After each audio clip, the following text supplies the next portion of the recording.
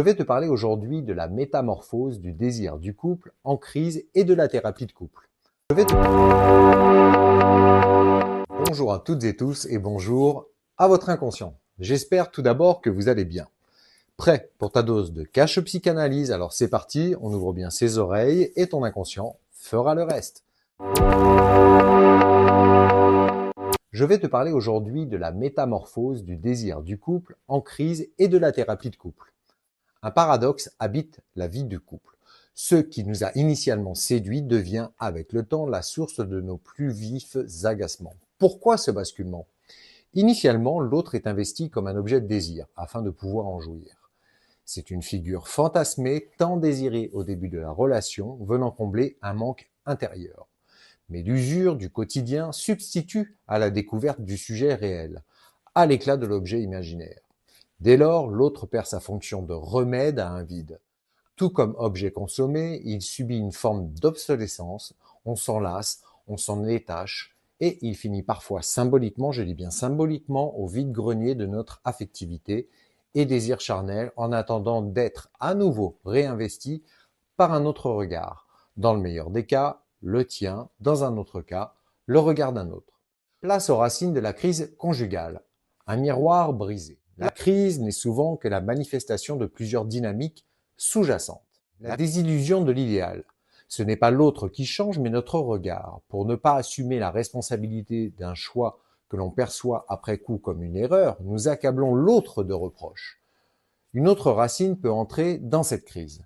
C'est le déséquilibre des forces, qu'il s'agisse d'un rapport de pouvoir dominant-dominé, ou d'un sentiment d'épuisement sacrificiel, j'ai tout donné jusqu'à l'étouffement. L'asymétrie rompt le lien. Et enfin, l'infidélité comme symptôme. Elle est souvent l'arbre qui cache la forêt d'un malaise plus profond au sein du couple. Le couple est une entité complexe. C'est un individu, tierce, né de l'union de deux êtres distincts. Le défi est alors de faire perdurer cette entité dans la sérénité et la pérennité sans tomber dans la servitude. Mais alors, pourquoi la quête de l'idéal et l'héritage narcissique interviennent dans le couple? Comme je l'évoquais avec le personnage de Francesca lors d'un de mes précédents posts, la passion amoureuse tente de réhabiliter notre idéal du moi, à travers le regard de l'autre. Nous cherchons un renforcement de notre propre image, renforcement narcissique, pour nous sentir aimables, se sentir aimés, et désirables afin de répondre en complément à la meilleure version 2.0 que nous fantasmons de nous-mêmes. Ton idéal du moi ne te voit pas comme parfait, quoique, mais il t'aide à devenir la meilleure version de toi-même. Cette quête puise sa source dans le moi idéal perdu de l'enfance, se souvenir d'une symbiose totale et d'une toute-puissance auprès de la fonction maternelle. Le couple devient alors le laboratoire où nous tentons de soigner une faille narcissique pour confirmer notre existence en étant l'élu de l'autre.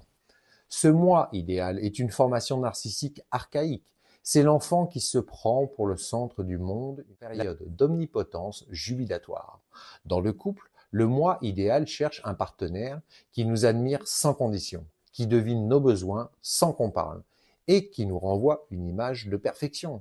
C'est une quête de fusion qui, à terme, étouffe l'autre.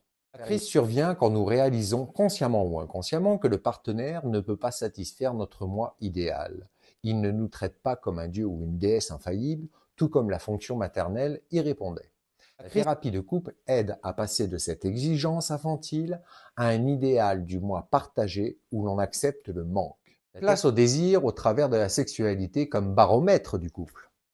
La thérapie de couple interroge systématiquement la sexualité, parce qu'elle est le lieu où le non-dit s'incarne. Si le désir s'étiole, c'est le signe amer que l'autre a cessé d'être objet de notre pulsion, celle de désirer l'autre comme objet de désir dont on jouit. Certes, le couple repose sur une rencontre entre deux sujets, une complicité, des valeurs, mais il ne peut faire l'économie de l'autre comme objet de désir. Sans cette dimension charnelle, le couple glisse vers la colocation ou l'amitié.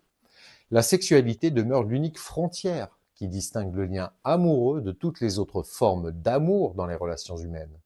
La thérapie de couple offre alors un espace pour comprendre comment restaurer ce désir ou accepter que le cycle de l'objet est arrivé à son terme.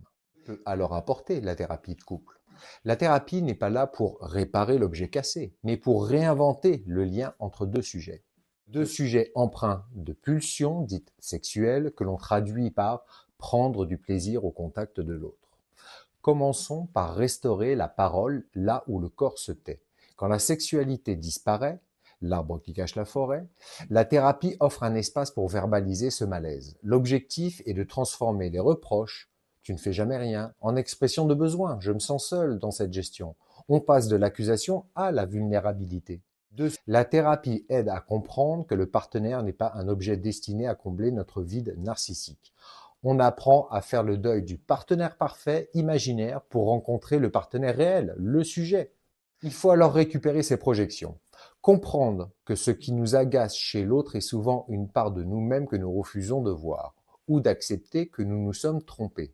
Nous avons été le premier auteur et acteur à avoir porté sur l'autre l'illusion de se convaincre que c'était elle ou lui.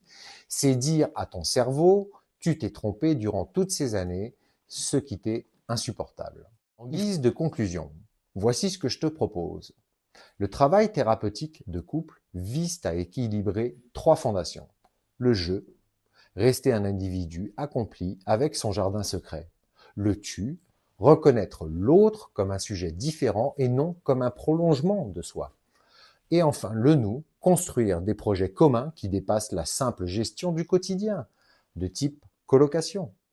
La thérapie de couple ne garantit pas forcément la survie de l'entité couple en tant que telle, mais elle garantit une vérité à un instant T avec la réalité de chacun des sujets dans le réel. Elle permet soit de refonder le contrat narcissique sur des bases plus matures, passer de la fusion à l'altérité, soit de se séparer sans que l'autre finisse au vide-grenier de notre vie, mais reste une étape respectée de notre histoire. 2 dimensions sont alors proposées, le couple colocataire, de l'autre comme objet non désiré et sujet pensant d'évaluer. Observons de plus près la dimension du couple colocataire. Ici, l'autre est perçu comme un objet utilitaire, un simple meuble du quotidien. Le lien oscille entre fusion et indifférence. On attend que l'autre comble notre propre vide. La communication se réduit à une logistique froide, aux reproches et non-dits. La sexualité, elle, devient absente ou mécanique, un simple devoir. L'autre n'existe plus dans l'imaginaire du désir.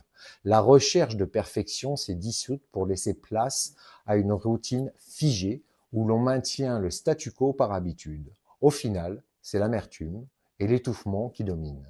Le couple désirant, l'autre comme objet de désir et sujet pensant distinct et accompli. À l'inverse, dans un couple désirant, l'autre est reconnu comme un sujet distinct, autonome et mystérieux. On accepte son altérité. L'autre est différent et il ne peut pas tout combler. La relation devient authentique. Le partage des vulnérabilités et des conflits deviennent constructifs. La sexualité redevient un espace de jeu, J-E-U, et de rencontre. On se sent désiré dans sa différence et l'on grandit à travers le miroir de l'autre. C'est cette curiosité et ce mouvement perpétuel qui permettent de bâtir des projets communs. Car au fond, la fondation du couple reste l'élection mutuelle, se sentir choisi et élu chaque jour par l'autre comme sujet et objet de désir. À toutes et tous, je vous remercie pour votre attention sur ce sujet. Je vous rappelle que cet espace est ouvert à toutes et tous, alors échangeons dans le respect de nos réflexions et vies respectives. Je vous dis au revoir et au revoir à vos passionnants inconscients dont il est nécessaire d'entendre ce qu'ils tentent de vous murmurer jour après jour.